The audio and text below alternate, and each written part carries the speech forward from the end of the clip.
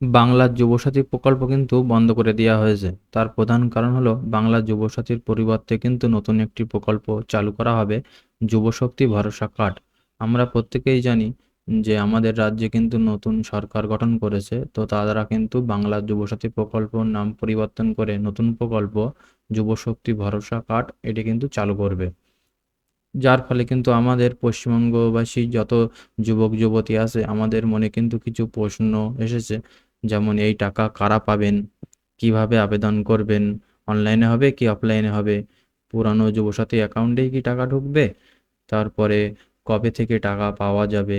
এই ধরনের কিন্তু অনেক প্রশ্ন এসছে, যেমন বয়স কি 21 থেকে 40 হতে হবে, বা অন্য কোনো সুবিধা পেলে টাকা পাওয়া যাবে কিনা। এই ধরনের যে প্রশ্নগুলি আছে তার সমস্ত উত্তর কিন্তু এই ভিডিওতে আপনারা পেয়ে যাবেন। তো ভিডিওটি পুরোটি দেখুন, আর যদি ভালো লেগে থাকে তাহলে অবশ্যই সাবস্ক্রাইব করবেন। প্রথমে দেখুন, সরকার গঠন হওয়ার পরে কিন্তু প্রশাসনিক কাজ প্রায় চালু হয়ে গিয়েছে, কিন্তু এই মাসে কিন্তু টাকা দেওয়া হবে না। জুন মাস থেকেই কিন্তু যুবশক্তি টাকা কিন্তু দেওয়া চালু হবে।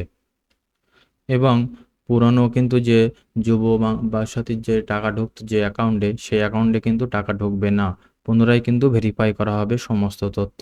তার জন্য কিন্তু আপনাকে ফর্ম ফিল আপ করতে হবে, এবং ফর্ম ফিল আপটি কিন্তু আপনাকে অনলাইনে করতে হবে। অনলাইনে কিন্তু এখনও পর্যন্ত কোনো সরকারি পোর্টাল চালু করা হয়নি, এর জন্য একটি পোর্টাল চালু করা হবে। তাতে কিন্তু আপনি অনলাইনে আবেদন করতে পারবেন, এবং সাথে সাথে বিডিও অফিসে গিয়ে আপনি অফলাইনেও কিন্তু কাগজ জমা করতে পারবেন।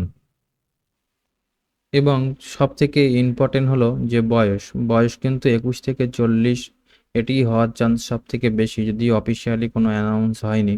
এবং এর সাথে কি কি ডকুমেন্টস লাগবে, যুবসাথীর জন্য যে ডকুমেন্টসগুলি আপনার হচ্ছে ফর্ম ফিল আপের সময় প্রয়োজন হয়েছিল, ঠিক সেই ডকুমেন্টসই কিন্তু বাংলায় হচ্ছে যুবশক্তির জন্য একই ডকুমেন্টস লাগবে। তো ডকুমেন্টসগুলি কি কি আপনাদের একটু আমি দেখিয়ে দেই। দেখুন, যুব শক্তি ভরসা কার্ড করার জন্য প্রয়োজনীয় ডকুমেন্টসগুলি হলো আধার কার্ড, ভোটার কার্ড, ব্যাংক অ্যাকাউন্টের সাথে যে ফোন নাম্বারটি লিঙ্ক থাকবে সেই ফোন নাম্বারটাই কিন্তু ফর্ম ফিল আপ করার সময় দেবেন। তারপরে একটি পাসপোর্ট সাইজ ফটো লাগবে, এবং আপনার শিক্ষাগত যোগ্যতার সার্টিফিকেট, মাধ্যমিক হোক উচ্চ মাধ্যমিক হোক, যে সার্টিফিকেটটি আছে সেই সার্টিফিকেটটি কিন্তু প্রয়োজন হবে। এবং অবশ্যই ডিবিটি লিঙ্ক থাকতে হবে। এই ডিবিটি লিঙ্কটি কি এবং কিভাবে করবেন এর জন্য কিন্তু আমার একটি ভিডিও বানানো আছে, চাইলে আপনি আমার চ্যানেলে গিয়ে সেটি দেখতে পারেন। এই ডিবিটি লিঙ্ক না থাকলে কিন্তু টাকা ঢুকবে না। তো ডিবিটি লিঙ্কটি কি? ডিবিটি লিঙ্কটি হলো আপনার, ধরুন একের বেশি অ্যাকাউন্ট আছে, দুটো তিনটে কি চারটে, প্রত্যেকের সাথে আধার কার্ড লিঙ্ক থাকবে, কিন্তু ডিবিটি লিঙ্ক যে কোনো একটি ব্যাংকের সাথেই হবে।